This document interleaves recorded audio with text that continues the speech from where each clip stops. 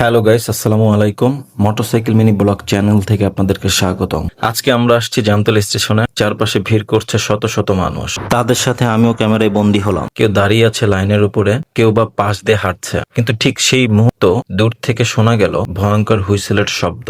সবাইকে মাইক দিয়ে অ্যানাউন্স করে দেওয়া হচ্ছিল সবাই যেন লাইন থেকে সরে যায়। মানুষের আতঙ্কে দৌড়ে সরে যাচ্ছে রেল লাইন থেকে। মুহূর্তের মধ্যেই তৈরি হলো এক ভয়ঙ্কর পরিস্থিতি। চোখের পলকেই ছুটে আসছে দ্রুতগামী ট্রেনের গতি এত দ্রুত যে চারপাশে তৈরি হলো আতঙ্কের দৃশ্য।